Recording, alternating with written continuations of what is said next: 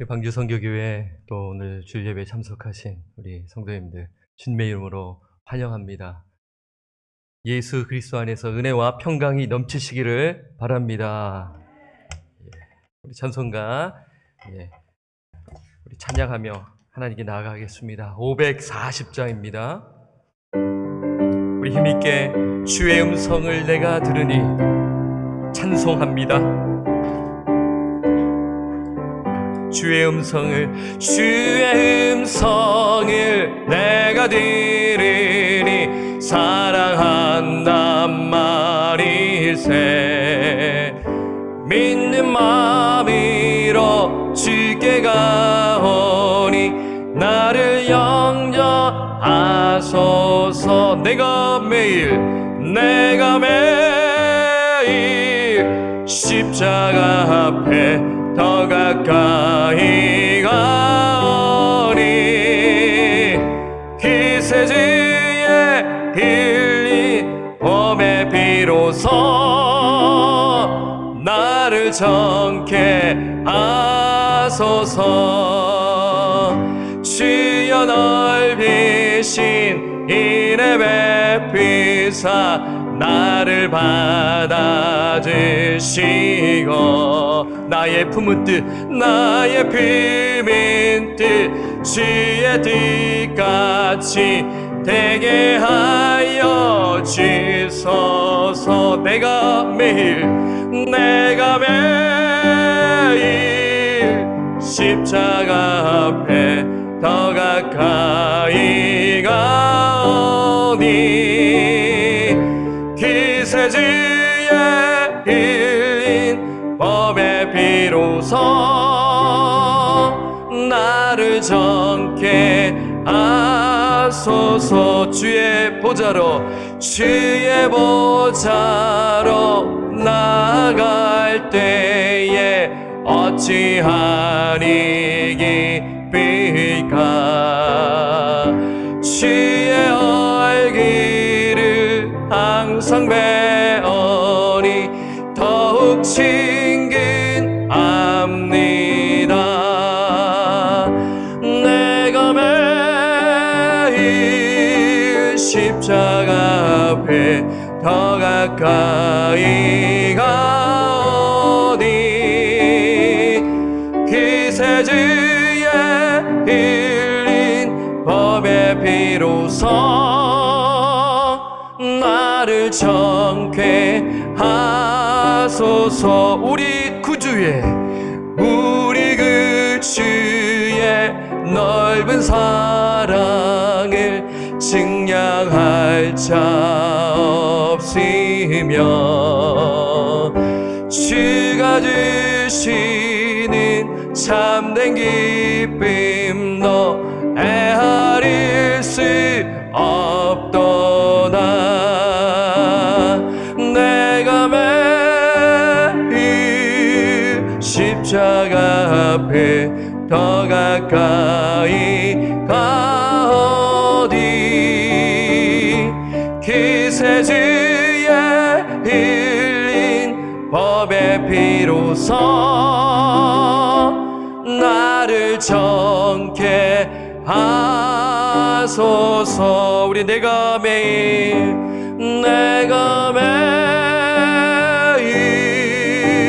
십자가 앞에 더 가까이 가오니 기세주의 흘린 법의 비로소 나를 정케 하소서.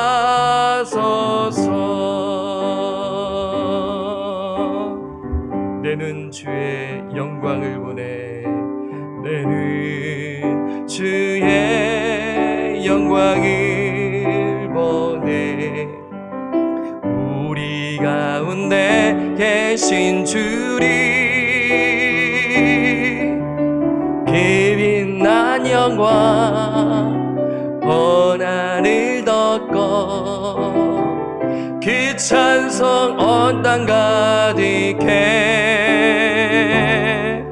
내는 주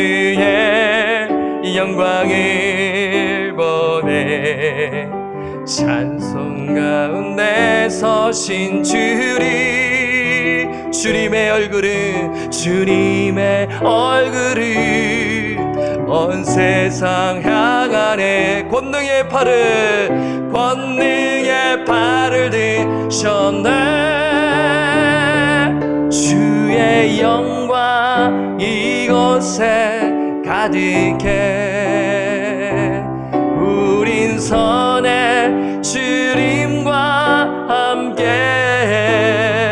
찬양하며 우리는 전진하리. 모든 열방 주 볼 때까지 내는 주의 영광을 보내. 우리 가운데 계신 주님이 온 영광 온 하늘 덮고 그 찬송 온 땅 가득해. 내는 주의 영광을 보내.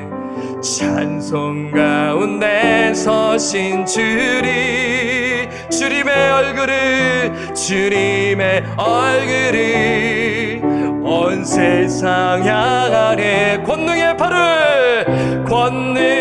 팔을 드셨네. 주님의 영광을 바라보며 주의 영광 이곳에 가득해. 우린 선의 주님과 함께 찬양하며 우리는 전진하리. 모든 열방 주 볼 때까지 주의 영광 이곳에 가득해. 우린 선의 주님과 함께 찬양하며 우리는 전진하리. 모든 열방 주 볼 때까지 주 영광 여기 마사. 열방 양에 깊이 비추소서. 복음의 빛을 주의 얼굴 그할 때 주의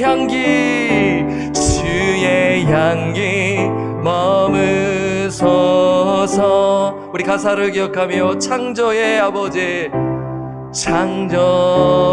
아버지 그 섭리를 보이십니다.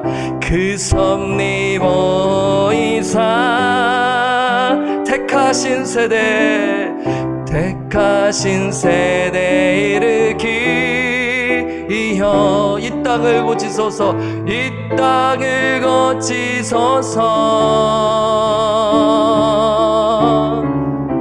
주의 크신 능력 만물이 사모하리. 성령의 기름 부어주사 이 시간 임하소서. 주 영광 여기 마사. 이 열방 양에 깊이 비추소서. 주의 얼굴 그할 때 주의 향기 머무소서. 열방의 통치자 세상이 버리라. 신실한 주의 약속으로 교회는 승리하리. 돌아보사 우릴 돌아보사 강건케 하옵소서 강건케 하소서 연약함 모두 벗어지고 연약함 모두 벗어지고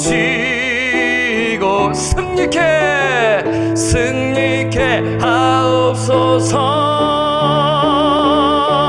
주 영광 여기 임하사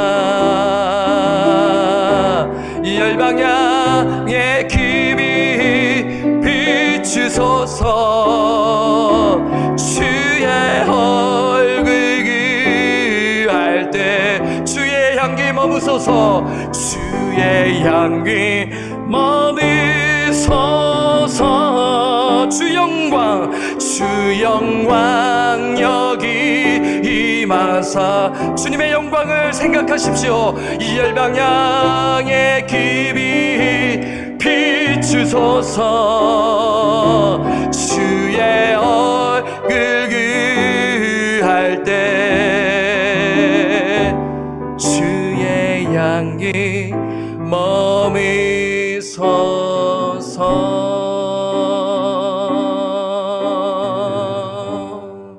하나님 아버지, 우리가 죄로 말미암아 하나님의 영광에 이를 수 없었던 죄인이었는데 예수 그리스도의 그 은혜, 허물과 죄로 죽었던 저희들을 살리시고 영원한 생명, 예수 생명을 주심에 감사함을 드립니다. 하나님, 그 은혜에 인하여 저희가 주 영광을 바라보며 어려움 가운데 하나님의 영광을 바라보며 나아갑니다. 하나님, 우리를 긍휼히 여겨주시고 이곳에 임재하여 주셔서 하나님의 영광을 비춰 주시옵소서. 그 영광은 하나님의 성품을 담는 것입니다. 거룩하신 하나님, 신실하신 하나님, 그 하나님의 그 성품, 예수 그리스도의 성품을 닮아 작은 예수 그리스도인의 제자로 살아가게 하여 주시옵소서. 헛된 욕망과 욕심을 다 내려놓고 우리가 예수 그리스도의 성품을 닮아 온유한 마음으로, 겸손한 마음으로 서로를 사랑하며 하나님 몸된 교회를 세워나가게 하여 주시옵소서. 하나님 부족한 하나님, 우리 모든 연약한 성도들 강건케 하옵시고 하나님의 말씀을 붙들게 하시고 하나님의 뜻 가운데서 하나님의 뜻이 나의 뜻이 되고 나의 뜻이 하나님의 뜻이 되는 그 놀라운 은혜가 오늘 임하게 하여 주시옵소서. 하나님께 감사와 찬양을 올렸고 우리를 죄로부터 구원하여 주신 존귀하신 예수님의 이름으로 기도드립니다. 아멘. 교독문 우리 39번입니다. 39번 시편 95편이죠. 교독하겠습니다. 오라, 우리가 여호와께 노래하며 구원의 반석을 향하여 즐거이 외치자. 우리가 감사함으로 그 앞에 나아가며 즐거이 그를 노래하자.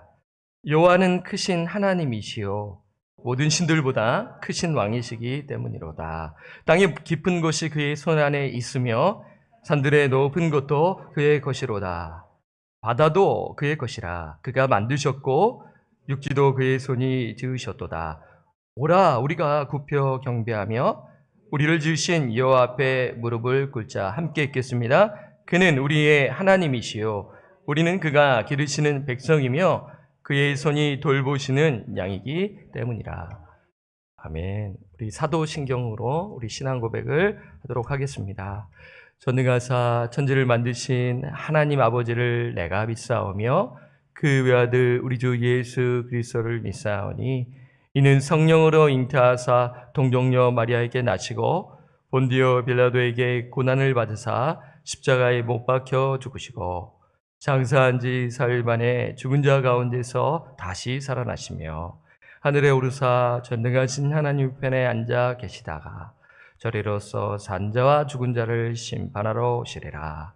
성령을 믿사오며 거룩한 공예와 성도가 서로 교통하는 것과 죄를 사하여 주시는 것과 몸이 다시 사는 것과 영원히 사는 것을 믿사옵나이다.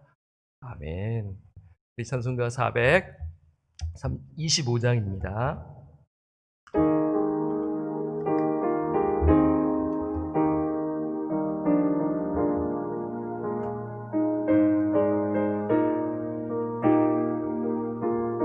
주님의 뜻을 주님의 뜻을 이루소서. 고요한 중에 기다리니 진흙과 같이 날 믿으사 주님의 영사 만드소서. 주님의 뜻을 이루소서. 주님 발 앞에 엎드리니 나의 맘속에 살피시사 눈보다 길게 하옵소서. 주님의 뜻을 이루소서. 병들 어머니 피곤할 때 권능의 손이 내게 펴사 강건케 하여 주옵소서. 주님의 뜻을 이루소서. 온전히 나를 주장하사 주님과 함께 동행하리 만민이 알게 하옵소서. 우리 1절만 하겠습니다. 주님의 뜻을 이루소서. 고요한 중에 기다리니 진흙과 같아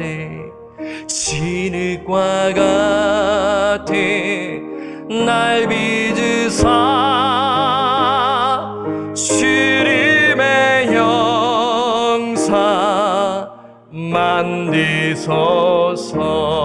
만드소서.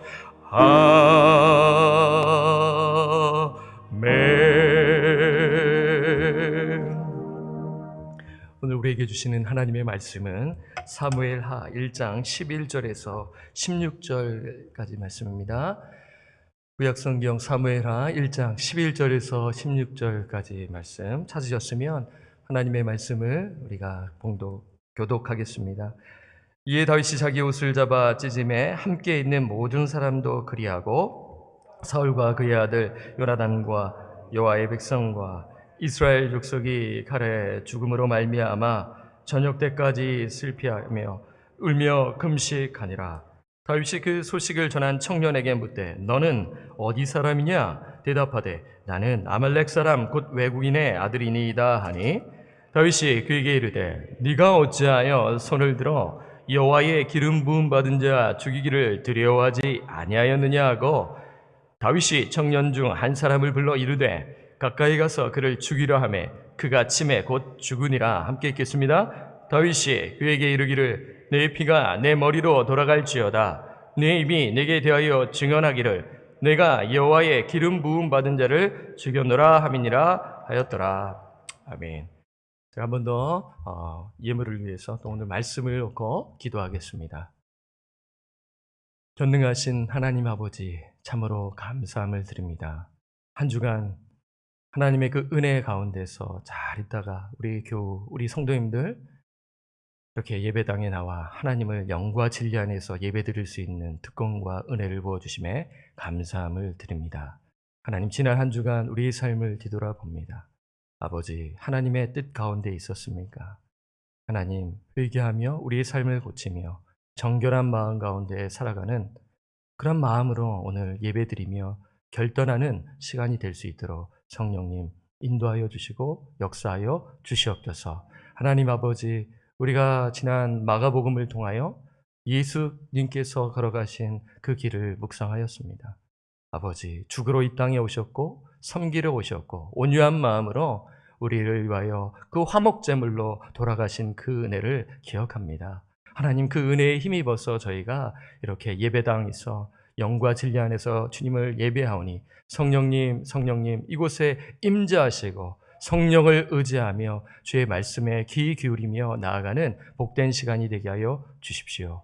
아버지, 하나님의 은혜에 감사하여 하나님 예물을 하나님께 올려드립니다. 주일헌금과 감사헌금, 11조, 성경헌금, 기타 예물을 하나님께 드립니다. 주님 기뻐 받아 주시옵소서. 드린 손길을 기억하시고 신령한 복으로 채워주시고 또한 물질적으로 어려움을 당는 지금 겪고 있는 우리 성도님들의 마음을 위로하시고 하나님의 나라를 바라보며 먼저 그의 나라와 의를 구하며 이 어려운 시기에 하나님 앞에 온전히 맡기며 이때를 잘 극복해 나가 하나님을 기쁘시게 하는 삶을 살아가도록 하나님 모든 필요한 것들을 채워주시고 하나님 인도하여 주시옵소서. 아버지, 이 시간 말씀을 들고 단위에 섰습니다. 정말 부족하고 여러 가지로 부족한 그 가운데 있사오니 성령을 의지하며 담대히 말씀을 전할 때, 나눌 때 하나님 조명하여 주시고 그 말씀을 받아 우리 삶 가운데 실천하며 살아내는 우리 방주의 권속들 될 수 있도록 주님 인도하여 주시옵소서. 예수님의 이름으로 간절히 기도드립니다. 아멘.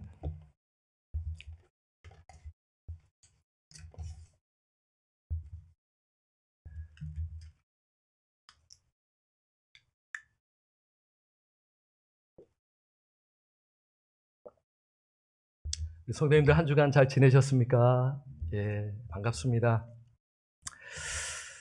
사울이 죽은 소식을 듣는 다윗, 사울이 죽은 소식을 듣는 다윗이라는 제목으로 말씀을 드립니다. 제가 참 고민을 많이 했어요. 사무엘 하러 갈 것인가 아니면 다른 성경을 택할 것인가 고민을 상당히 많이 했습니다. 이왕 사무엘상 끝냈으니 사무엘 하도 한번 가보자라는 마음을 갖게 되어서 연속해서 하기로 했고요. 지금 우리가 통독하면서 지금 신약을 많이 하고 있기 때문에 이렇게 사무엘하를 또 계속하기로 했습니다. 지난 시간 우리는 사울의 죽음에 대해서 보았어요. 여러분 기억나시는지 모르겠네요. 사울이 죽었습니다. 사울은 하나님의 말씀에 순종하지 못한 삶을 살다가 하지 못했죠. 그래서 전쟁터에서 비참한 최후를 맞이하게 됩니다. 스스로 목숨을 끊어 생을 마감한 것이죠. 비극적인 일이 발생했습니다. 사울의 죽음으로 사무엘상은 마무리가 되지 않겠습니까? 그리고 사무엘하가 시작이 됩니다. 원래 이 사무엘서는요, 본래 한 권이었습니다. 히브리 성경은 이것을 나누지 아니했는데요. 이것이 두 권으로 나누게 된 것은 구약 성경을 헬라어로 번역한 것이 있는데 그것을 일명 70인역이라고 합니다. 구약 성경을 헬라어로, 그러니까 유대인 그리스도인들에게 이제 히브리 말을 못하기 때문에 당시에 그렇죠? 그 히브리 말을 헬라어로 바꿔서 이 구약 성경을 헬라어로 바꾼 그 역본을 70인역이라고 해요. 그렇게 번역하면서 이제 그러니까 히브리 언어하고는 헬라어하고는 다르지 않습니까? 양이 더 늘어나게 되는 것이에요. 그래서 잘라야겠다. 그래서 그렇게 사무엘상과 하가 나누어지게 된 것이죠. 그렇게 나누어진 기준이 무엇입니까? 사울의 죽음이라는 것이에요. 그 죽음을 기점으로 해서 이렇게 사무엘상, 사무엘하를 나누었다라는 것을 여러분 기억하시면 좋죠. 그래서 사무엘하는 처음에 사울이 죽은 후에라고 시작됩니다. 우리 한번 성경을 볼까요? 1절 슬라이드가 준비되어 있어요. 한번 1절을 우리가 함께 보도록 하겠습니다. 네, 나와 있네요.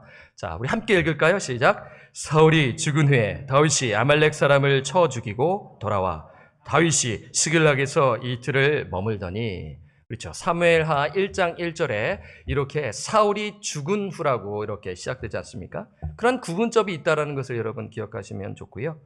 여러분 1절을 여러분 자세히 보면은요, 상당히 의도가 되어 있어요. 성경은 상당히 치밀한 그 구조가 있다는 것이 여러분 기억하시면 상당히 읽는 데 도움이 돼요. 여러분 그 과거 세대마다 다르시겠지만 문학작품 여러분 공부하셨을 때 상당한 구조가 있다, 플롯이 있다, 모티브가 있고 이 결말이 무엇이냐라면서 공부한 것이 기억나실 겁니다. 성경은요, 그냥 막 써내려간 것이 아니에요. 구조가 있어요. 이 부분을 자세하게 오늘은 말씀을 안 드릴게요. 사무엘상과 하의 그 치밀한 그 구조 속에 성경이 기록된 것을 알 수가 있는 것인데 1절을 보면은 우리가 이제 뭘 발견할 수 있냐면 사무엘상 30장과 31장이 요약되어 있음을 알 수가 있는 것이에요.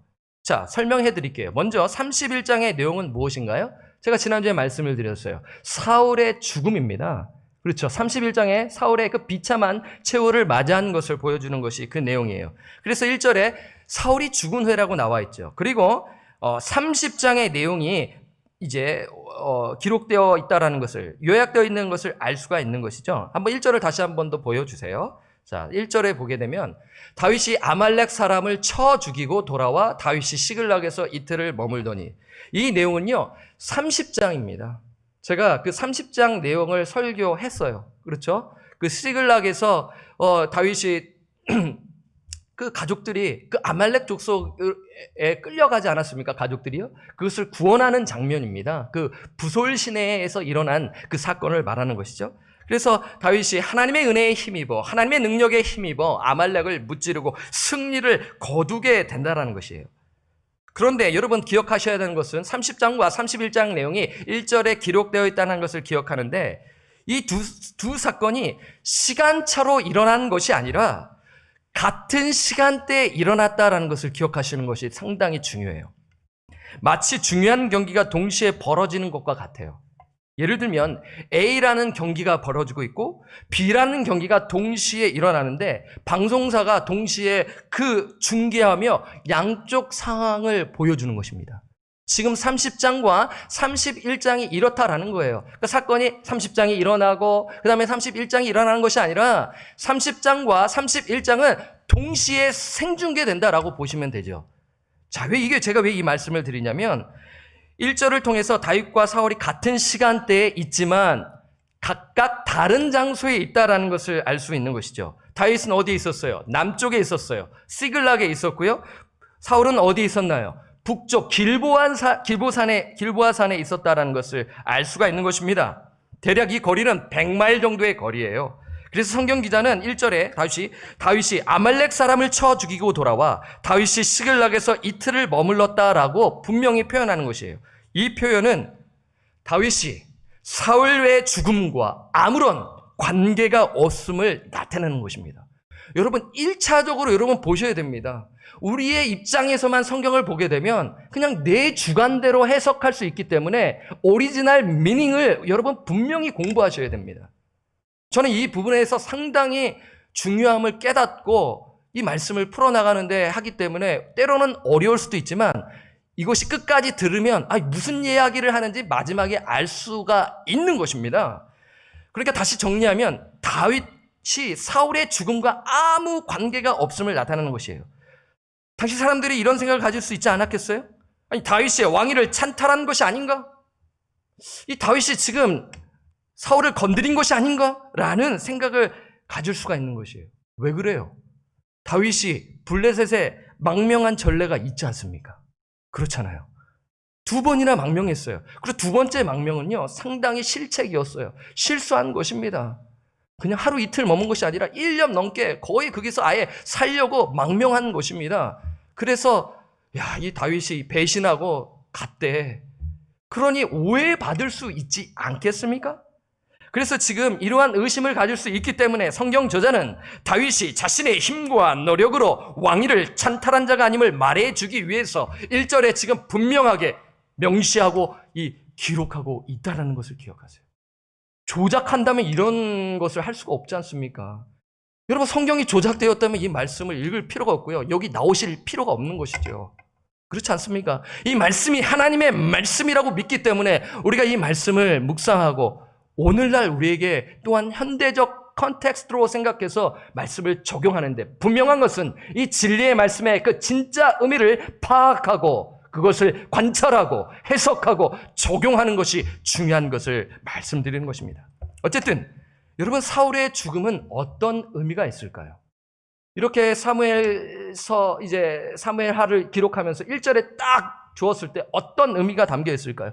스토리텔링이기 때문에, 내러티브이기 때문에 그것을 성경 기자가 이런 의미다라고 각주를 달 수가 없어요. 내러티브이기 때문에 이러한 스토리텔링으로서 메시지를 주는 것이 성경의 기법인 것입니다. 이 기법을 잘 살려서 여러분들이 이야기를 해주면 가슴에 남는 거예요. 늘 말씀드리지 않습니까? 영화를 보고 나면 스토리를 줄줄줄줄 하지 않아도 내 마음에 다 스토리가 쫙 흡수되는 것과 마찬가지인 것이에요. 여러분, 사울의 죽음은 어떤 의미가 있나요? 사람들에게요. 사울의 시대는 갔고 이제 누구의 시대가 온 것입니까? 다윗의 시대가 왔다라는 것을 보여주는 것입니다. 사울의 죽음으로 인해 다윗이 이스라엘의 왕이 되는 길이 열렸음을 지금 보여주는 것입니다. 사울의 왕권은 완전히 망한 것은 아닙니다. 이제 몰락하는 거예요. 동시에 오버랩되는 것이죠. 사울의 그 가문은 몰락하고 동시에 이제 드디어 다윗의 가문이 지금 왕권, 그 가문이 지금 서서히 올라가는 이 교차 지점에서 지금 이러한 모습을 우리가 볼 수가 있는 것이죠. 아니, 다윗이 왕이 되는 일이 도대체 나와 무슨 관련이 있는 것인가라는 또 생각을 가질 수 있지 않겠습니까? 여러분, 이 1차적 의미에서 이 부분을 알면 제가 나중에 왜 이 다윗이라는 인물이 왜 중요한 것인가 나중에 말씀을 드릴게요. 미리 말씀드리면 메시아, 오실 메시아와 이 예표된 인물이기 때문에 이 부분에서 우리가 하면 왜 다윗이 이러한 삶을 살았는가 이해가 되는 것입니다. 결국 예수 그리스도를 향하여 말하는데 먼저 저는 오늘 1차적으로 이 다윗이 왕권이 얻어가면서 어떠한 일들이 일어나는 것을 말씀을 드리는 거예요. 그래서 다윗이 왕이 되는 일은 사무엘 하에 있어서 중요한 주제 중에 하나예요. 1장부터 5장에 이르기까지 이러한 흐름 속의 이야기를 전개해 나가는 거예요. 그러면 왜 이 말씀을 해주는지 이해가 되는 것이죠. 사랑하는 여러분, 다윗이 왕이 되는 일이 왜 중요했나요? 왜 중요했을까요? 그것은 하나님의 뜻이기 때문입니다. 큰 그림에서 다윗이 오실 메시아를 예표하기 때문이라고 또한 생각할 수 있고, 또 오실 메시아에 대한 말씀은 제가 다음에 드린다고 말씀을 드렸는데, 다윗이 왕이 되는 일이 중요한 이유는 하나님의 뜻이기 때문이다라는 것을 기억하십시오. 하나님께서는요, 사울이 하나님의 말씀에 순종하지 않고 하나님의 말씀을 버리자 어떻게 하셨어요? 사울을 버리셨어요. 냉혹해 보여요. 하나님 너무나 차갑습니다라고 생각할 수 있지만 하나님의 절대 주권입니다. 하나님이 온 우주 만물을 창조하시고 이끌어 가시는데 하나님이 그렇게 하신 것입니다. 그렇죠. 15장에서 사울을 버리십니다. 그리고 누구를 택하십니까? 다윗을 택하시는 것입니다. 그것이 절대 주권자 하나님의 뜻이었죠. 그런데 여러분, 하나님께서 다윗에게 이스라엘 전체의 왕이 되는 왕권을 바로 주시나요? 바로 안 주십니다.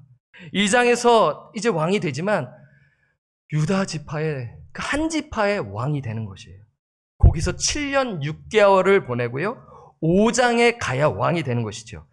이건 역시 하나님의 뜻이었어요.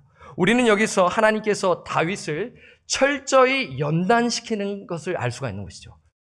광야에서 10년 고생했으면 이제 된 것 아니겠어요? 사울이 죽었으면 이제 다윗의 시대가 왔으니 바로 왕이 되어도 무관하지 않겠습니까? 이제 고생했으니 이제 왕이 되어야 되지 않겠어요? 사람들 그런 생각을 가졌을 거예요. 이제 곧 왕이 다윗이 되겠구나. 시간 문제이겠네. 이러한 생각을 가졌을 수가 있다라는 것이에요. 하지만 그것은 하나님의 뜻이 아니라는 것입니다. 이러한 흐름 속에 다윗은 오늘 본문 속에 사울이 죽었다는 소식을 듣고 어떤 반응을 했는지, 여러분, 제가 인트로덕션에 말씀을 드렸지 않습니까? 이러한 흐름 속에 다윗이 왕이 되어야 한다라는 이러한 여론이 있지 않겠어요? 이제 다윗이 왕이다라는 그러한 여론이 이제 서서히 퍼져나가는 거예요. 드디어 사울이 죽었네. 이제는 다윗의 시대가 왔구나. 이러한 여론이 슬슬슬슬 나올 때, 그때 지금 다윗에게 어떠한 에피소드가 발생하는가요? 그 반응, 그 에피소드 가운데서 반응이 어떻게 일어나는지를 우리가 함께 보면서 함께 생각하며 제가 교훈을 드리기를 원하는 것이죠. 자, 다윗은요, 시글락에 있었어요. 머물고 있었어요. 사울의 죽음과는 무관하게 다른 장소에 있었다라는 것이에요. 그런데 사울이 죽었다는 소식을 아말렉이라는 청년, 성경에는 처음에는 한 청년이라고 하고 이제 그 청년이 자신의 그 정체성을, 자신의 존재, 신분을 아말렉이라고 표현하는 데서 알 수가 있는데 그 소식을 전하는 거예요. 사울이 죽었습니다. 우리 이스라엘 백성이 패전하였습니다. 슬픈 소식 그 표시와 그 얼굴에, 그 머리에 재를 뿌리며 찢어진 옷을 딱 보이면서 그렇게 지금 나아가고 있는 것이죠. 아, 슬픈 소식을 갖고 왔구나. 그래서 다윗은 그 소식을 듣고 순간 놀랬겠죠. 하지만 정신을 차리고 정말 그 소식이 사실일까? 정말일까? 라는 그 의심 가운데 믿을 수 없어서 그 청년에게 확실한 증거를 요청하는 것입니다. 자, 어떻게 했는지 그것을 보는데 청년이 사울이 죽었다는 것을 증명하기 위해서 세 가지 증거를 제시해요. 자, 한번 볼까요? 첫 번째는 전쟁 상황을 설명합니다. 6절을 우리가 한번 보도록 하겠습니다. 6절 우리가 함께 읽을까요? 시작. 그에게 알리는 청년이 이르되 내가 우연히 길보아산에 올라가 보니 사울이 자기 창에 기대고 병거와 기병은 그를 급히 따르는데. 청년이 사울이 죽었다라는 것을 증명하기 위해 세 가지 증거를 제시하는데요. 첫 번째는 전쟁 상황을 지금 설명하는 것이에요. 이런 말씀을 보시면 청년이 어떻게 표현해요? 내가 우연히 길보아산에 올라가 보았는데 사울이 자기 창에 기대고 이제 서서히 죽어가는 모습이죠. 있는데 병과 기병은 그를 급히 따른다라는 것을 설명하고 있는 것이죠. 그리고 두 번째 증명은 아말렉 청년 자신이 서서 죽어가는 사울을 죽인 것을 설명하고 세 번째는 사울의 왕관과 팔에 있는 고리를 가져와서 확실한 증거물을 보여주는 것이죠. 자, 그 말씀을 7절에서 10절까지인데요. 제가 쭉 읽어 내려갈 텐데 여러분도 한번 보시길 바랍니다. 사울이 뒤로 돌아 나를 보고 부르시기로 이제 아말렉 청년에게 말하는 것이죠. 내가 대답하되 내가 여기 있나이다 한즉 내게 이르되 너는 누구냐 하시기로 내가 그에게 대답하되 나는 아말렉 사람이니이다 한즉. 지금 사울과 아말렉 청년 간의 지금 대화가 이루어짐을 지금 묘사하고 있죠. 그 다음 9절을 보겠습니다. 또 내게 이르시되 내 목숨이 아직 내게 완전히 있으므로 내가 고통 중에 있나니 청하건대 너는 내 곁에 서서 나를 죽이라 하시기로. 10절을 보겠습니다. 그가 엎드러진 후에는 살 수 없는 줄을 내가 알고 그의 곁에 서서 죽이고 그의 머리에 있는 왕관과 팔에 있는 고리를 벗겨서 내 주께로 가져왔나이다 하니라 하면서 이 두 번째와 세 번째 증거를 대는 것이죠. 그러니까 정리하면 청년이 그 사울 죽어가는 청년을 내가 죽였다라는 것이에요. 그래서 그 증거물로 사울의 그 머리에 있는 왕관과 팔에 있는 고리를 딱 증거물로 보여주면서 확실하게 지금 사울이 죽었다라는 것, 이스라엘 백성이 패전하여 사울과 그의 아들들이 죽었다는 것을 보여주는 것입니다. 근데 여러분 이제 성경을 이제 사무엘상 31장을 읽고 사무엘하 1장을 읽어 내려가게 되면 약간 의문점이 생겨날 수가 있어요. 무엇인가요? 31장에서는 사울이 어떻게 죽었어요? 자살한 것으로 표현되어 있지 않습니까? 근데 1장에서는 어떻게 표현되어 있죠?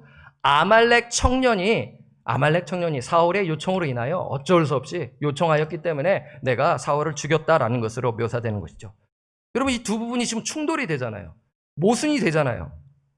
어느 부분이 진실인가요? 예, 성경 이 사무엘상하를 정말 공부하시고 이 설교를 정말 시리즈로 들었던 분은 아실 겁니다.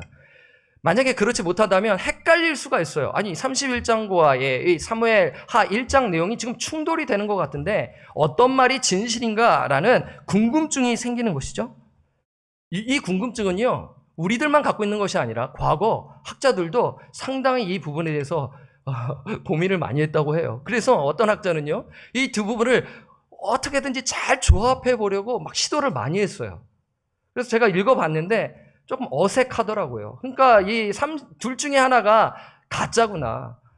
둘 중에 하나가 가짜라는 것을 알 수가 있는 것이죠. 그래서 대부분의 학자는 사무엘상 31장의 내용이 진실이고 사무엘하 1장은 그 아말렉 청년이 거짓말을 한 것으로 그렇게 해석하는 것이에요. 그렇죠. 그렇게 보는 것이 지배적입니다. 그러니까 거짓 보고를 했다라는 것이 사무엘하 1장이고 진실은 사무엘상 31장에서는 사울이 자살한 것이다라는 그러한 해석이 더 많이 있어요. 그러면 그 이유를 설명해야 되지 않겠어요? 왜 그가 이러한 거짓말을 했었을까? 그 증명이 필요하잖아요.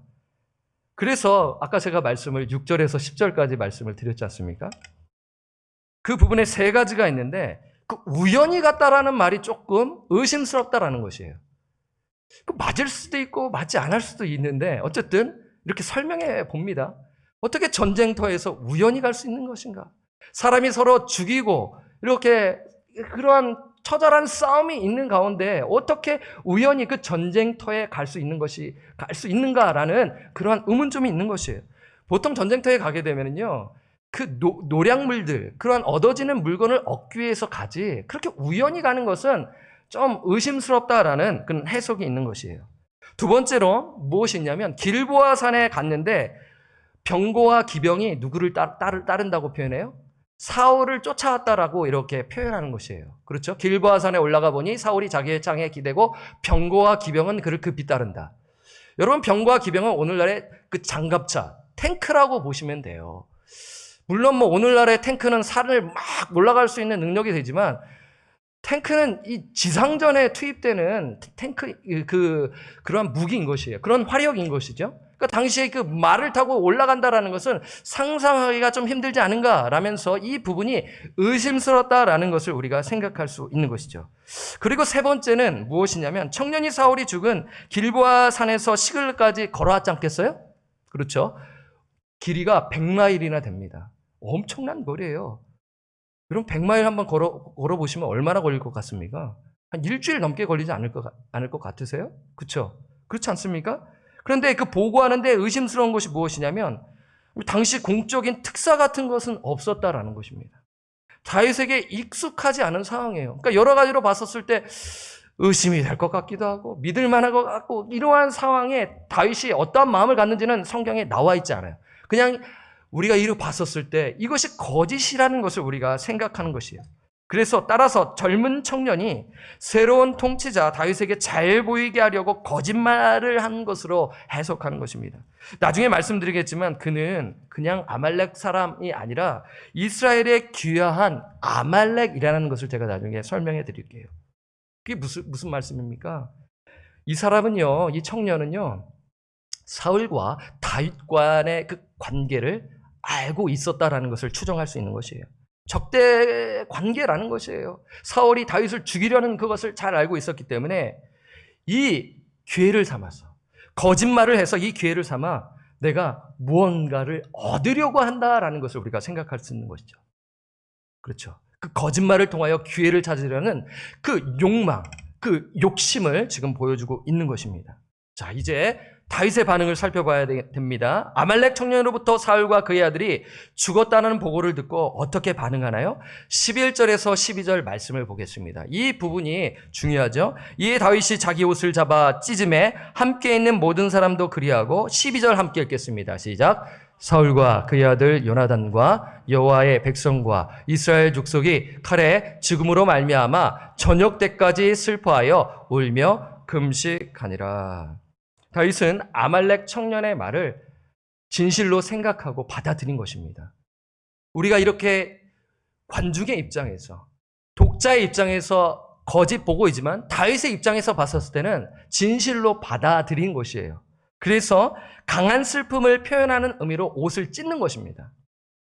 다윗뿐만이라 아니라 다윗과 함께 있는 모든 사람이 그렇게 하고 저녁 때까지 슬퍼하며 금식하는 것입니다.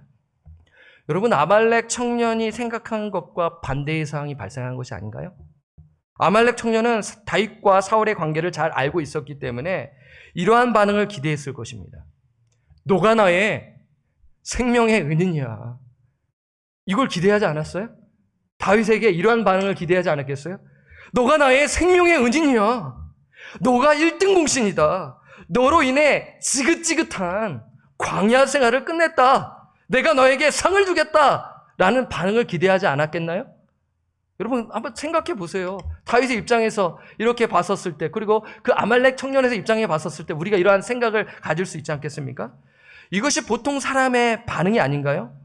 나를 정말 힘들게 하고 괴롭히게 하고 못살게 구웠던 사람이 어느 날 불행한 일을 당합니다.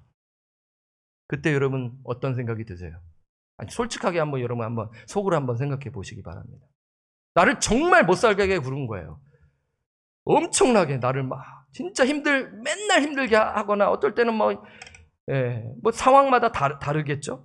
쌤통이다. 죄값 치렀네. 잘 죽었다. 혹은, 하나님이 치셨네.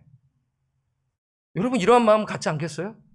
그렇잖아요. 속에서 부글부글 끓었는데 확 풀어주지 않겠습니까? 근데 이제 우리가 예수님을 믿기 때문에 대놓고 또한 기뻐하지 않아요. 속으로 기뻐하는 거예요. 잘 됐다, 잘 됐어. 그런 마음이 들 수 있다라는 것이에요. 이것이 사람의 본성이라는 것입니다. 다윗 충분히 그럴 수 있지 않겠어요? 여러분 10년입니다. 1년도 아니고 10년 동안 그렇게 쫓아다니면서 죽이려고 했는데 그 사람이 죽은 거예요. 그런데 지금 다윗은 그렇게 반응하지 않았다라는 것이에요. 기뻐하지 않고 애도하는 것이죠. 다윗은 사울을 하나님이 세우신 이스라엘의 왕으로 인정하는 모습을 보여주고 있는 것입니다. 어쩌면 우리는 이렇게 생각할 수가 있어요. 다윗 연기하는 것이 아닌가. 왜냐하면 왕이 되어야 했기 때문에 일단 여기서는 연기해보고 좀 상황이 나아진다면 내가 나중에는 좀 한번 본색을 한번 드러내봐야겠다라는 생각할 수 있지 않겠습니까? 그렇잖아요. 근데 말씀을 읽어보면 그렇지 않다라는 것을 알 수 있어요. 다윗의 그 인격과 성품, 그냥 일회성으로 그친 사람이 아니라는 것을 알 수 있어요. 하나님이 택하신 자임에 틀림이 없어요. 은혜입니다. 하지만 그는 그 은혜를 알고 그것을 남용하지 않았고 하나님의 은혜에 생각하며 살아간 자라는 것을 우리가 알 수 있는 것이죠. 과거 다윗은 2차례에 걸쳐 사울을 죽일 수 있었어요. 하지만 죽이지 않았어요. 여러분, 죽여도 할 말이 없어요. 사람들이 잘 죽였다라고 인정받을 수 있었지만 그렇게 하지 않았어요. 지금 진심으로 사울과 요나단의 죽음을 애도하는 것이에요. 다윗은요, 우리가 나중에 보면 아시겠지만요, 왕이 되고 난 후 요나단의 유일한 아들 무비보셋을 잘 돌봐주어요. 복수하지 않습니다. 쉽지 않아요. 복수가 일반적이고 그렇게 해도 잘했네. 여러분, 그가 왕이 되어가는 모습을 볼 때 절대 연기한 것이 아니라는 것을 알 수 있어요. 다윗이 사울의 죽음을 슬퍼하는 이유는 무엇인가요? 이게 오늘 저의 설교의 핵심 질문입니다. 저는 이것을 놓고 이 말씀을 풀어나기를 원해요. 앞에 것은 제가 여러분들에게 그 상황 설명을 한 것이기 때문에 여러분 쑥 보면 다 아시는 내용이에요. 이것이 중요해요. 다윗이 사울의 죽음을 슬퍼하는 이유가 무엇인가? 우린 이것을 우리가 다윗의 인생을 뒤돌아보며 다윗이 도대체 왜 슬퍼하는 것인가? 라는 것을 우리가 생각해야 하는 것이에요. 어쩌면 이렇게 생각할 수 있어요. 아니, 다윗이 타고난 것이 아닌가? 성격이 좋은 것이 아닌가? 정말 그런가요? 여러분, 성격이 좋아 보이는 사람 오히려 무서워요. 착해 보이는 사람이 오히려 무서울 수가 있어요. 그렇죠? 안 그런가요? 다윗이 인품이 착해서 그런가요? 아닙니다. 다윗은 우리와 똑같은 사람이고 연약한 자예요. 다윗 역시 죄인입니다. 다윗이 옥상을 거닐 때 목욕하는 여인 밧세바를 봅니다. 다윗은 밧세바를 보자 음욕이 올라왔고 그녀를 불러 동침하죠. 다윗은 밧세바가 임신한 사실을 알게 되는 것이에요. 큰일 났네. 그러자 다윗은 그녀의 남편이며 자신의 충신 우리아를 죽이려는 계획을 세워요. 대놓고 하지 않습니다. 왕이잖아요. 최고로 정점을 찍은 때입니다. 그 부분에 대해서 다음에 말씀을 드릴게요. 최고의 전성기를 구가하는 때예요. 지금까지 이뤄놓은 업적이 있지 않습니까? 대놓고 죽이려 하지 않아요. 은밀히 죽이려 해요. 얼마나 나빠요. 사울은 욱했어요. 분노해서 죽였어요. 제사장들 무참히 죽였어요. 사울이 나쁜 놈, 진짜 나쁜 놈이네. 그럼 다윗은 착한 사람입니까? 다윗도 나쁜 놈입니다. 다윗은 아무도 모르게 사람을 죽였어요. 더 나쁜 놈이에요. 뭐가 다른가요? 어떻게 보면 다윗이 너 나쁜 사람이라고 볼 수가 있는 것이죠. 여러분 그렇게 생각하지 않으세요? 드러내놓고 한 것이 아니라 은밀히 계획적으로 티 안 내고 이게 무서운 거예요. 이게 죄성이 무서운 것입니다. 정말 나이스한 사람. 정말 멋져. 겉모습 가지고 사람을 판단하지 않습니까? 외모 보고 판단하지 않습니까? 우리 그렇지 않나요? 그게 전부라고 보는 것이 아니겠습니까? 몰라요. 그 단시간 내는 몰라요. 우리 인간이 사람을 평가할 때 그 겉모습 가지고 평가해요. 네, 맞습니다. 그것이 필요합니다. 하지만 그게 전부라는 것을 알 수가 있는 것이죠. 하나님만이 아시기 때문에 우리 인간은 우둔합니다. 겉모습을 가지고 판단해요. 다윗이 처절하게 무너지는 것이죠. 그렇다면 지금 다시 오늘 본문으로 돌아와서 다윗이 지금 사울의 죽음을 슬퍼하는 이유가 무엇인가라는 것이에요. 다시 질문을 드리는 것이에요. 도대체 그에게 뭐가 있기 때문에 이렇게 슬퍼하는 것인가라는 거예요. 진정성 있는 눈물을 생각하면서 한번 우리가 생각해 보십시다. 여러분들에게 한번 비춰서 한번 생각해 보시기를 바라요. 여러분들이 다윗이라면 정말 눈물을 흘릴 수가 있었는가라고 한번 생각해 보시기 바랍니다. 저는 여러 가지로 보는데 세 가지로 말씀을 나눠서 드릴게요. 첫째, 하나님의 은혜가 임했기 때문이다라고 말씀을 드립니다. 은혜의 원리에 따라 다윗은 반응한 것이에요. 하나님의 은혜에 반응한 자는요, 다른 사람을 긍휼히 여기며 사랑합니다. 하나님의 은혜의 원리는 이때만 이루어진 것이 아니었어요. 한 달 전에 말씀을 드렸습니다. 부솔시내는 good news, 좋은 소식이라는 뜻이 있어요. 하나님의 은혜에 힘입어서 다윗은 승리를 거둔 것입니다. 그가 잘나서 승리를 거둔 것이 아니에요. 하나님의 섭리와 인도 가운데 그를 이끌어 주셨기 때문에 승리를 거두었고, 그 전리품을 가지고 그러한 양측이 400명과 200명이 대치해 섰을 때 어떻게 하나요? 함께 나눕시다. 하나님이 여기까지 우리를 도우셨기 때문에 이렇게 살 수 있었지 않았나요? 라면서 우리 함께 갑시다. 이러면서 그들을 독려하고 그 은혜의 말씀을 그들에게 나누어주면서 그 하나됨을 나아갔다라는 것을 볼 수가 있는 것이죠. 하나님의 은혜의 원리에 따라 살아간 그러한 그 모습이 있었기 때문에 지금 눈물을 흘린 것이죠. 그래서 이 비극적인 소식에 함께 가슴 아파하는 것입니다. 여러분, 특히 요나단의 죽음은 가슴을 찢게 만드는 것이에요. 제가 그 요나단 이야기도 말씀을 드렸던 것이 나고 또 칼럼에서 또 말씀을 드렸어요. 힘들 때 위로하고 찾아왔습니다. 힘을 주었던 사람이에요. 그러니 그 죽음 소식에 통곡하는 것이죠.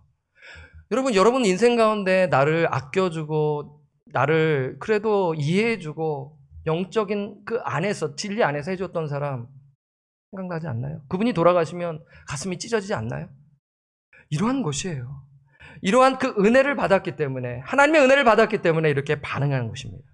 사울이 죽음을 애도하는 이유 두 번째는 무엇이냐면 하나님을 향한 신뢰가 있었기 때문입니다. 다르게 표현하면 다윗이 하나님의 주권과 통치를 인정했기 때문이라고 말씀을 드릴 수 있습니다. 모든 것이 하나님의 섭리에 있었음을 그는 잘 알고 있었어요. 다윗은 이때 금식했잖아요. 밥만 굶은 겁니까? 기도한 것입니다. 기도하면서, 하나님께 기도하면서, 여러분 기도는요, 강구만 생각하시면 안 되죠. 나의 생각을 아뢰는 것입니다. 내가 이러이러한 마음을 가지고 있어요. 하나님의 뜻은 무엇입니까? 아뢰면서 하나님의 뜻이 나의 뜻이 되고 나의 뜻이 하나님의 뜻이 이루어지게 없어서라면서 나가는 것이 여러분 기도 아니에요? 여러분 단지 주세요 하면 기도 몇 번 하다 맙니다. 하지만 하나님의 뜻이 나의 가정에 이루어지게 없어서라는 마음으로 기도하면 기도가 깊어져요. 인간의 욕심과 욕망과 세상의 번영만을 위해서 기도한다면 하나님 그거 다 들어주시면 여러분 어떻게 되겠습니까? 괴물이 되죠. 예. 하나님의 뜻은 그것이 아니라는 것이에요. 그래서 지금 하나님을 향한 신뢰가 있었기 때문에 지금 자신을 뒤돌아보며 생각하고 있는 것이죠. 여러분, 사울의 죽음으로 인해 드디어 긴 광야 생활 10년 종지부를 찍은 거예요. 사울의 죽음으로 인하여 이제 끝난 것 아니겠어요? 이제 사울이 어떻게 쫓아와요? 못 쫓아옵니다. 정적이라고 생각할 수 있는 그자가 죽은 것이에요. 그러면서 그는 기도하면서 처음 그 사무엘이 자신에게 기름 부어주었던 데를 회상하지 않았을까요? 저는 이렇게 상상해 보는 거예요. 기도하면서 하나님, 지금 이제 나이가 이제 30살이 이제 되는 거예요. 13년 전을 회상하는 거예요. 17살 때에 그 기름 부음을 받은 거예요. 사무엘이 이야기해요. 너는 장차 왕이 될 거야. 너가 왕이 될 거야. 무슨 말인지 몰랐겠죠. 내가 왕이 된다고? 내가 왕이 될 거야 라면서 그렇게 기름 부음을 받았어요. 하나님의 도움으로 골리앗을 죽입니다. 승승장구했어요. 20대 시절 거의 10년간을 광야에서의 삶을 나아가는 것이죠. 억울했어요. 힘들었어요. 하지만 이 모든 과정이 하나님의 섭리 안에 있다라는 것을 기억하며 요셉과 같이 부글부글 끓면서 내가 복수하리라, 그것이 아니라 요셉이 형들을 용서한 것처럼 지금 이런 마음이 있는 것이죠. 하나님의 인도, 그 섭리 가운데 인도했다라는 것을 기억하면서 기도하지 않았겠나요?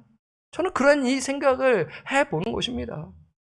만약 다윗이요, 여러분, 하나님의 은혜의 원리를 거부하고 하나님을 신뢰하지 않았다면 인간적인 방법을 생각했을 것이에요. 그렇지 않겠어요? 반대로 한번 생각해 보세요. 사울의 죽음으로 도망자 생활은 끝났고 자신의 생각과 힘을 발휘할 수 있지 않겠어요? 이제 나의 시대구나. 이제 나의 시대가 왔구나. 하나님께서 나를 이제 왕으로 세우시려나 보구나. 그러면서 내가 13년간의 그 보상이 이루어지는 건가 하면서 아말렉 청년에게 너 참 좋은 일을 했다라면서 상을 주려는 그런 마음이 있었지 않았을까라는 그런 반대의 생각도 해보는 것입니다. 하지만 다윗은 그렇게 하지 않고 하나님의 뜻을 구하는 것이에요. 금식하면서 하나님의 뜻을 구하는 것입니다. 이때만 구한 것이 아니에요. 2장 1절을 보면 알 수 있어요. 다윗이 이때만 연기한 것이 아니라는 것을 성경을 보면 알 수가 있는 것이죠. 자, 2장 1절이죠. 사무엘하 2장 1절을 보면 나와 있습니다. 이 부분이 상당히 중요합니다. 2장 1절 우리 한 목소리 읽겠습니다. 시작. 그 후에 다윗이 여호와께 여쭈어 아뢰되 내가 유다 한 성읍으로 올라가리이까? 여호와께서 이르시되 올라가라. 다윗이 아뢰되 어디로 가리이까? 이르시되 헤브론으로 갈지니라. 여러분, 지금 하나님의 뜻을 구하는 것이에요. 사울의 소식을 들은 지 얼마 후입니다. 얼마 들은지 않는데 이제 하나님, 제가 어떻게 합니까? 어디로 가야 하며 내가 무엇을 해야겠습니까? 하나님의 뜻은 무엇입니까? 라며 지금 엿듣는 거예요. 그랬더니 하나님께서 내가 이제 아랬는데 내가 유다 한 성읍으로 올라가리까? 이렇게 말씀을 드린 거예요. 그랬더니 여호와께서 올라가라. 어디로 가리까? 했더니 헤브론으로 가라 라는 것이에요. 예루살렘입니까? 헤브론입니다. 헤브론에서 너가 7년 6개월 있어야 된다라는 의미입니다. 예루살렘으로 바로 가서 너가 왕이 되는 것이 아니야. 헤브론으로 가야 돼 라면서 하나님께서 이렇게 말씀해 주는 것이에요. 지금 무슨 말씀입니까? 무슨 의미입니까? 철저히 다윗은 자신의 힘으로 왕이 되는 것이 아니라 누가 세워주셔야 돼요? 하나님이 세워주셔야 왕이 되는 것이에요. 내가 하는 것이 아닙니다. 리더십은 하나님이 세워주셔야 되는 것이에요. 내가 하고 싶어서 되는 것이 아니에요. 그래서 겸손한 마음으로 섬기는 것이에요.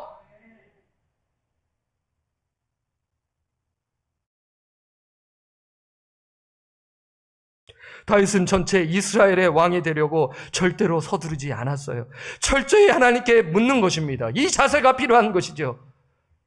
다윗은 나이 30살에 7년 6개월간 유다 지파의 왕이 돼요. 그게 2장의 내용입니다. 이 말씀은 7년 6개월을 기다려야 전 지파의 이스라엘의 왕이 되는 것이에요. 그 그림도 다윗은 몰라요. 하지만 언젠가는 하나님께서 그 뜻을 이루어 주시겠지. 다윗은 인내심을 가지고 하나님의 뜻을 구하는 것이에요. 하나님의 때를 기다린 것입니다. 우리 모두가 이러한 마음으로 섬겨야 하는 것입니다. 사랑하는 여러분, 우리에게도 필요하죠. 하나님의 말씀을 통해 하나님의 뜻을 붙들고 기도해야 하는 것입니다. 여러분, 하나님의 뜻을 다른 데서 발견하려고 해요. 신비하게, 찡하게 뭐가 오면 그게 하나님의 뜻이라 성경에 비추어서 만약에 어긋나면 그 하나님의 뜻 아닙니다. 저게 땅을 사라, 대박이 날 것이다, 하나님의 뜻이니 큰일 납니다. 큰일 납니다. 하나님의 뜻이 이 66권에 다 나왔는데 어디서 뭘 또 추가해가지고 그것을 하나님의 뜻으로 하면서 인간의 욕망을 감추어 그것을 드러내기는 어려우니까 그런 식으로 해가지고 사람을 현혹하는 것 아니겠습니까? 하나님의 뜻을 말씀 안에서 붙드시기를 바랍니다. 여러분, 그래서 말씀이 중요하다는 것을 드리는 거고요. 그래서 이 말씀을 붙들고 인간의 생각과 마음을 내려놓으라는 것이에요. 그래서 하나님의 말씀을 붙들고 기도하는 것이에요. 여러분, 자녀들 위해서 무엇을 위해 기도하십니까? 자녀들이 정말 좋은 직장, 가야 하지요. 그리고 좋은 대학에 가야 하지요. 하지만 그것이 전부가 되어서는 안 되지 않습니까? 좋은 직장 못 가면 어떻게 할 거예요? 넌 실패한 인생이네. 야, 넌 패배자다. 여러분, 그러지 않으시잖아요. 우선 먼저 그의 나라와 그의 의를 구하며 자녀들을 위하여 기도하셔야 하는 거예요. 자녀들이 그 입술을 통하여 하나님의 말씀을 나누고 가르치는 것이에요. 생명의 말씀을 받았기 때문에, 하나님의 말씀이 임했기 때문에 복음을 나누고 그 복음에 입각한 삶을 너는 살아야 돼. 너가 성공하지 못해도 아빠는 괜찮아. 너는 그냥 정말 최선을 다해서 하나님의 인도하심 속에 말씀을 붙들고 살아가도 돼. 여러분, 이것이 실제적으로 여러분들 말씀해 주셔야 돼요. 속으로만 하는 것이 아니라 같이 기도하면서, 아버지가 너를 위해 기도할게. 엄마가 너를 위해 기도할게. 힘들지? 하나님이 너와 함께 하실 거야. 엄마도 지금 이 말씀을 붙들고 나아가고 있으니 우리 함께 나아가자라며 영적으로 아이들을 이끌며 나아가야 되는 것입니다. 그냥 내버려 두면 안 돼요. 그러한 삶이 있어야 된다는 것입니다. 다윗은 애도하고 난 후 아말렉 청년에게 이제 그의 출신과 신분을 물어요. 아니, 이야기가 여기서 끝나면 되는데 이제 다윗은 그 다음에 이제 이야기가, 스토리가 전개가 되는 것입니다. 다 이유가 있는 것입니다. 우리 13절을 우리가 볼까요? 13절 우리 함께 읽겠습니다. 시작. 다윗이 그 소식을 전한 청년에게 묻되 너는 어디 사람이냐? 대답하되 나는 아말렉 사람 곧 외국인의 아들이니이다 하니, 청년은요 다윗의 질문에 아말렉 사람 곧 외국인의 아들이라고 대답을 하지요. 그런데 좀 이상한 것은 다윗은 그가 아말렉 사람이라는 것을 청년의 증언에서 이미 들었잖아요. 그렇잖아요. 내가 이렇게 증거를 말씀해 드리겠습니다. 사울이 죽은 내가 죽였고요. 그러한 병거가 따랐고요. 이러면서 기타 등등 그러한 사울의 그 증거물을 보여주면서 나는 아말렉 사람이다라고 이렇게 말했는데, 다윗이 왜 이것을 왜 또 물었는가라는 것이 궁금한 것이죠. 지금은요 무슨 말씀이냐면, 다윗은 청년을 심판하기 전 그가 어디에 소속되어 있는지 확인해야 했기 때문이에요. 아니, 아말렉 사람이면 이방인 사람이기 때문에 아니 소속이 다 나왔는데 왜 물었을까요? 다른 말로 그가 임시 체류한 타국인인지 체류한, 아니면 이스라엘에 귀환한 외국인인지 알고 싶어 했기 때문입니다. 무슨 말씀이냐면, 우리가 13절을 보면은 아말렉 사람 곧 외국인이라고 표현되어 있어요. 외국인이라는 표현이 히브리어에 두 가지가 있는데, 게르와 노크리라는 그러한 히브리 단어가 있어요. 그 외국인이라는 단어가 두 가지가 있는데, 게르는 그 히브리 사람의 보호를 받는 이방인을 가리킵니다. 게르. 그리고 노크리라는 히브리 단어는 이스라엘에 잠시 머무는, 미국에 비유하자면 잠시 비자를 얻어가지고 잠시 체류하는 사람을 이렇게 이제 표현하는 것이죠. 그럼 지금 13절에 등장하는 아말렉은 성경학자는 게르라고 표현하는 것입니다. 즉, 히브리 사람의 보호를 받는 이방인 것이죠. 이스라엘에 귀환한 사람이라고 생각할 수 있는 것입니다. 그래서 법적으로 이스라엘 사람들과 거의 동등한 대우를 받을 권리가 있어요. 물론 차별화된 부분도 있어요. 하지만 거의 비슷하게 이 사람 또한 이스라엘 백성으로 간주하여 받아들인 신분임을 지금 말하고 있는 것입니다. 쉽게 말씀드리면 아말렉 청년은 하나님의 말씀을 지켜야 하는 신분이라는 것이 학자들의 해석인 것이에요. 여기에 대한 해석이 또 다르게 또 있어요. 이 아말렉 심판이 결국에는 사울이 하지 못한 그 심판을 이제 다윗이 드디어 종지부를 찍었다, 아말렉 사람이 더 이상 나오지 않았기 때문에 이 임무를 띈 것이다 라고 해석하는 그러한 사람들도 있어요. 어쨌든 간에 중요한 것은 지금 다윗이 어떻게 말하는 것이 중요한 것입니다. 14절에서 16절까지 말씀을 보겠습니다. 이제 거의 막바지에 이르게 되었어요. 여러분 잘 우리 말씀을 보겠습니다. 14절을 제가 읽겠습니다. 다윗이 그에게 이르되, 이제 아말렉 청년에게 말합니다. 네가 어찌하여 손을 들어 여호와의 기름 부음 받은 자 죽이기를 두려워하지 아니하였느냐. 이것이 중요해요. 이것이 중요합니다. 네가 손을 들어서 어찌하여 여호와의 기름 부음 받은 자를 죽이기를 두려워하지 아니하였냐 하고, 그 다음에 15절을 보겠습니다. 15절. 다윗이 청년 중 한 사람을 불러 이르되 가까이 가서 그를 죽이라 하며 그가 아침에 곧 죽으니라. 16절을 함께 읽을까요? 시작. 다윗이 그에게 이르기를 내 피가 내 머리로 돌아갈지어다 내 입이 내게 대하여 증언하기를 내가 여호와의 기름 부음 받은 자를 죽였노라 함이니라 하였더라. 지금 아말렉을 심판하는 것은 어떻게 보면은 정말 앞에는 사랑을 베풀었고 뒤에서는 이게 뭐지? 하면서 실망할 수가 있지 않겠어요? 만약에 그렇게 개인적인 주관에서 이렇게 보게 되면 그렇게 끝나버려요. 그런 게 아니라는 것을 우리가 알 수 있는 것이죠. 다윗은 개인적인 감정에서 이루어온 것이 아니라 아말렉 청년이 여호와의 기름 부음 받은 자를 죽였기 때문이다. 이해에 걸쳐서 강조하고 있는 것을 우리는 봅니다. 다윗도 그랬잖아요. 2번 죽일 수 있었던 기회가 있었는데 자신이 이 말씀을 지킨 것이에요. 만약에 죽였더라면 할 말이 없는 것 아니겠습니까? 하나님의 말씀에 따라 다윗은 순종한 것이죠. 하나님의 그 공의에 따라 지금 심판한 것입니다. 어떻게 보면 지금 왕권이 다윗에게 왔는데 그 왕으로서 지금 심판한 것으로 우리는 또한 생각할 수 있는 것이에요. 그래서 다윗은 하나님의 말씀에 따라 아말렉 청년을 심판하는 것입니다. 다윗은 공의를 행한 것이에요. 그가 이방인이지만 이스라엘의 귀환한 자로 이스라엘법에 따라 한 것입니다. 레위기 24장에서 22절 말씀 함께 읽겠습니다. 시작. 거류민에게든지 본토인에게든지 그 법을 동일하게 할 것은 나는 너희의 하나님 여호와임이니라. 신명기 말씀과 또한 이 레위기 말씀을 해서 이 말씀에 따라 그 아말렉 청년을 심판한 것입니다. 여러분 한번 거꾸로 생각해 보세요. 만약 다윗이 아말렉 청년을 심판하지 않았다면 어떻게 되었을까요? 설교 서두를 한번 생각해 보시면 됩니다. 다윗이 대리인에게 사울을 죽이라고 유임했다는 소문과 비난을 받았지 않았을까요? 만약에 죽이지 않았다면 이 청년이 사울을 죽였대. 이런 소문이 막 퍼져나가면서 왕위를 찬탈한 이 나쁜 사람이구나, 이 다윗. 이러한 그러한 소문으로 모함을 받지 않았을까요? 이런 생각을 해보는 것이에요. 왕이 찬탈자라는 오해를 받는 것이에요. 그래서 다윗은 왕이 될 때 철저히 인간적인 방법으로 왕위를 찬탈한 것이 아니라 하나님의 뜻 가운데서 하나님의 말씀에 순종하며 하나님의 때를 기다리며 그가 왕이 되었다라는 것을 지금 사무엘하 기자가 이것을 기록하는 것이에요. 이러한 메시지가 있는 것입니다. 이 메시지와 동시에 우리가 살펴봐야 하는 것 아니겠습니까? 일관되게 사울의 죽음이 다윗과는 무관함을 지금 말씀하고 있는 것입니다. 말씀을 정리합니다. 사랑하는 여러분, 오늘 말씀이 여러분들에게 주는 교훈은 무엇인가요? 이미 말씀을 드렸어요. 중간에요. 그렇지 않습니까? 1차적으로 이스라엘 백성들에게 주는 말씀이에요.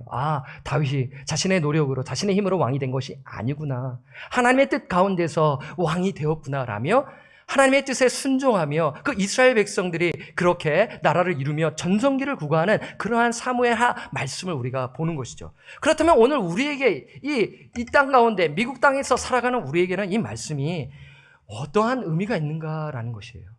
말씀을 드렸어요. 첫째, 은혜의 원리에 따라 살아야 한다는 것이에요. 그것은 사랑입니다. 사랑만이 남습니다. 나를 사랑하고 나를 아껴주는 사람이 가슴속에 남는 것이에요. 그 사람에게 내가 연락을 하고 고맙습니다. 나의 부족한 자, 별 볼 일 없는 저를 세워주셔서 감사합니다. 그 은혜 잊지 않겠습니다. 사랑만이 남는다라는 것이에요. 두 번째는 무엇입니까? 하나님을 지속적으로 신뢰해야 한다는 것입니다. 예수를 믿는다는 것은 지속적인 신뢰가 있어요. 그래서 하나님의 주권과 통치를 인정하며 살아가는 것인데 입술로만, 지식적으로만 그것이 믿는 것이 아니라는 것을 보여주고 있는 것이죠. 그리고 마지막, 하나님의 뜻에 순종하는 것입니다. 인내하며 하나님의 때를 기다리며 순종하는 것이 우리에게 주시는 말씀이죠. 그래서 하나님의 뜻을 분별하고 그 뜻을 실천하는 것이 오늘 우리에게 주시는 말씀이 아닐까. 저는 고민하면서 이 말씀을 마지막에 여러분들에게 드리고요. 여러분, 하나님의 뜻은 무엇인가요? 거룩한 삶입니다. 하나님의 뜻은 거룩한 삶이에요. 로마서 12장 1절에서 2절 마지막 이 말씀을 드리고 설교를 마무리합니다. 그러므로 형제들아, 내가 하나님의 모든 자비하심으로 너희를 권하노니 너희 몸을 하나님이 기뻐하시는 거룩한 산 제물로 드리라. 이는 너희가 드릴 영적 예배니라. 그 영적 예배가 무엇입니까? 함께 읽겠습니다. 시작. 너희는 이 세대를 본받지 말고 오직 마음을 새롭게 함으로 변화를 받아 하나님의 선하시고 기뻐하시고 온전하신 뜻이 무엇인지 분별하도록 하라. 아멘. 이것입니다. 하나님의 뜻은 성경에 나와 있어요. 이 세대를 본받지 말라는 것입니다. 이 세대에서 추구하는 가치관을 버려야 하는 것이에요. 그 가치관이 자녀들에게 왔을 때 그게 아니다라고 분명하게 말해줘야 하는 것이에요. 아빠는 너를 사랑해. 엄마는 너를 사랑해. 하나님의 뜻이 너의 삶 가운데 이루어지기를 바란다. 여러분, 이것이에요. 이것이 하나님이 원하시는 삶입니다. 다윗이 이러한 삶을 살아가면서 그 왕위를 주신 그 하나님의 그 때를 기다리며 이러한 삶을 살아가는 것을 지금 사무엘하에서 계속적으로 보여주고 있는 것입니다. 예수 그리스도께서 다시 오시는 그날까지 은혜의 원리에 따라 살아가시기를 바랍니다. 하나님을 지속적으로 신뢰하시며 살아가시기를 바랍니다. 하나님의 뜻 가운데서 순종하며 사시기를 바랍니다. 이러한 은혜가 저와 우리 성도님들 삶 가운데 충만하시기를 간절히 축원합니다. 아멘. 기도하겠습니다. 하나님 아버지, 참으로 감사함을 드립니다. 오늘 사무엘하 말씀을 통하여 하나님 우리에게 말씀해 주셔서 고맙습니다. 하나님, 이 말씀을 붙들고 우리가 또 한 주간 매일 말씀 묵상하며 하나님의 뜻을 분별하며 살아가도록 성령님 도와주시옵소서. 하나님, 우리가 얼마나 연약합니까? 얼마나 우리가 어리석습니까? 하나님, 인간의 생각과 방법을 내려놓고 오직 하나님의 그 뜻을 이루어드리고 하나님의 소원을 이루어드리는 거룩한 백성으로 살아가도록 주님 인도하여 주시옵소서. 하나님 아버지, 우리가 정말 그 은혜의 원리에 따라 살아가게 하시고 하나님을 지속적으로 신뢰하며 살아가게 하여 주시옵소서. 하나님의 주권과 섭리와 통치를 인정하며 겸손한 마음으로 다윗과 같이 삶을 살아가도록 주님 인도하여 주시옵소서. 우리가 또 살아가되 하나님의 때를 기다리며 인내하며 하나님의 말씀에 순종하며 하나님을 기쁘시게 하는 이 세대를 본받지 말고 하나님의 뜻을 분별하며 살아가도록 성령님 도와주시옵소서. 예수님의 이름으로 간절히 기도드립니다. 아멘. 우리 찬송가 623장 우리 복음성가인데요. 찬송가에 실렸어요. 그래서 우리가 623장 우리 말씀을 기억하며 찬양합니다.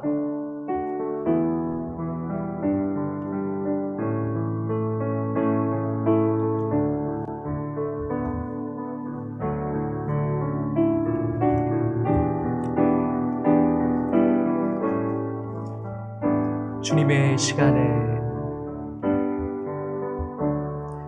주님의 시간에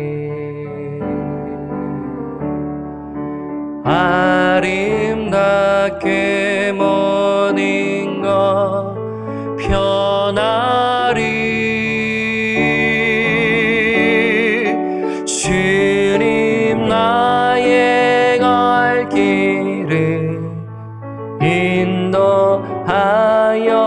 주시니 주의 뜻을 따라서 살리라. 그렇습니다. 2절 주님의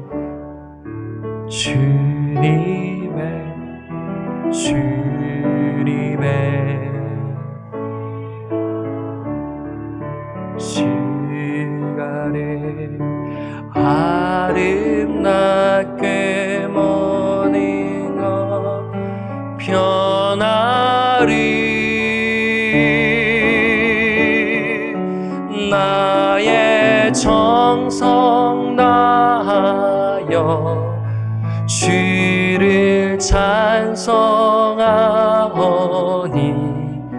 주의 뜻을 이루어 주소서. 우리 1절과 2절 우리 한 번 더 찬양합니다. 주님의 시간에 주님의 시간에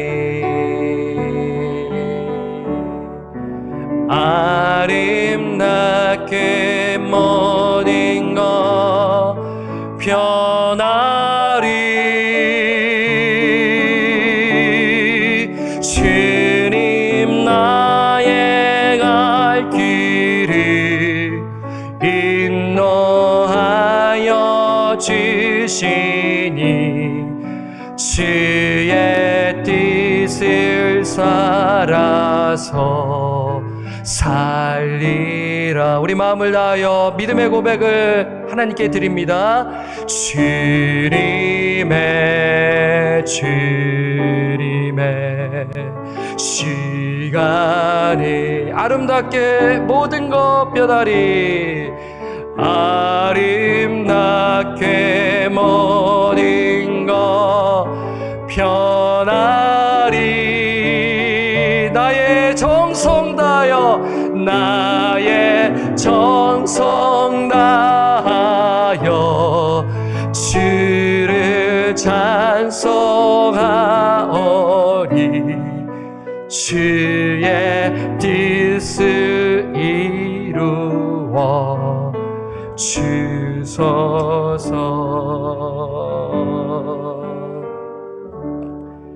오늘 예배드리 또 나오신 우리 성도님들 다시 한번 주님의 이름으로 또 축복하고 환영합니다.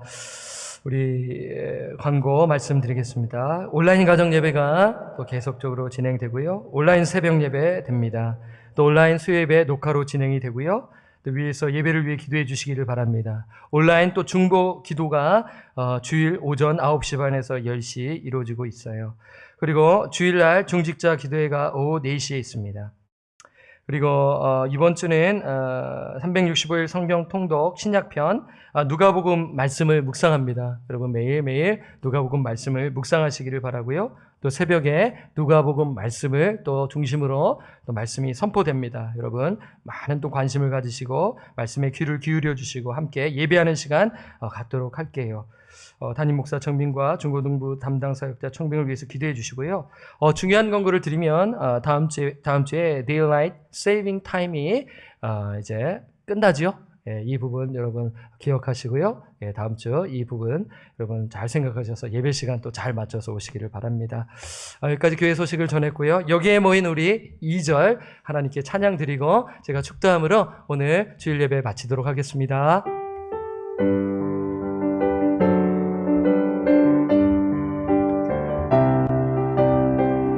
여기에 모인 우리 찬양합니다. 주님이 뜻하시니 주님이 뜻하시니 헤아리기 어렵더라도 언제나 주 뜻 안에 내가 있음을 아노라. 사랑과 말씀들이 나를 더욱 새롭게 하니. 때로니 넘어져도 최후 승리를 믿노라. 이 믿음 더욱 크세라. 이 믿음 더욱 크세라. 주가 지켜주신다. 주가 지켜주신다. 어둠 밤에도 주의 밝은 피 인도하여 주신다. 우리 서로를 축복하며 이 믿음 더욱 크세라. 주님이 지켜주십니다. 주가 지켜주신다. 어둠 밤에도 주의 밝은 피 인도하여 주신다.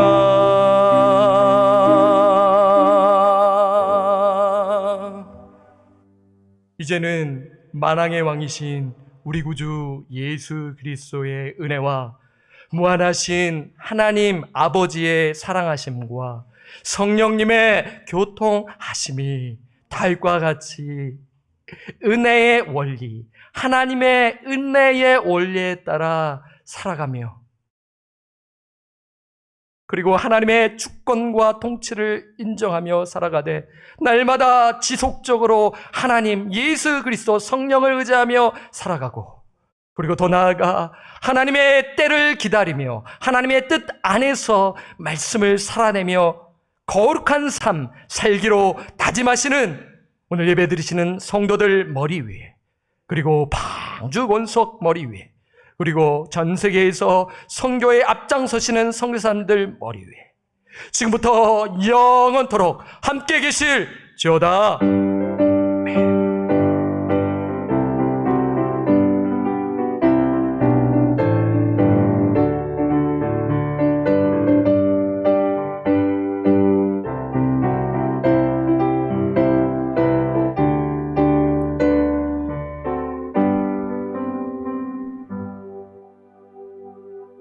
예배를 마쳤습니다. 한 주간 승리하시기를 바랍니다.